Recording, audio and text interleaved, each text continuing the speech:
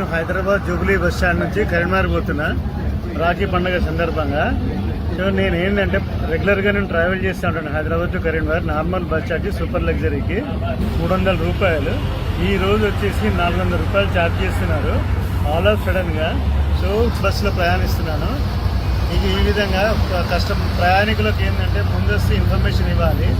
మేము బస్సు ఎక్కడంతోనే మా బస్సు ఎక్కితే వాళ్ళు ఛార్జ్ చేస్తే 400 రూపాయలు అంటే మేము 100 రూపాయలు ఎక్స్ట్రా అడిషనల్గా ఎట్లా ఇవ్వాలి? నా జేబులనే 600, 800 అని ఫోన్ రాను. నాకు 800 అంటే 200 లేవు, ఎవరిని అడగాలని. ఇదే పరిస్థితి. మరి కాంగ్రెస్ గవర్నమెంట్ మరి ఏం చేస్తుంది? ప్రజలందరూ వాళ్ళు వేలు పోరు కదా, ప్రైవేట్ ట్రావెల్స్లోకి వేస్తారు. ఇది గవర్నమెంట్ బస్సు. మరి గవర్నమెంట్ బస్సులు ఎక్కువంటారా? మరి ప్రైవేట్ బస్సులకి వెళ్ళిపోమంటారా? మరి మాకైతే ఏం అర్థమైతే లేదు ప్రయాణికులకు. చూడుని మరి ఒకసారి మరి రేవంత్ రెడ్డి ఏం చేస్తాడో, కాంగ్రెస్ ఏం చేస్తాడో, మొన్న ప్రభాకర్ ఏం చేస్తాడో, మినిస్టర్ ఏం చేస్తాడో, అందరు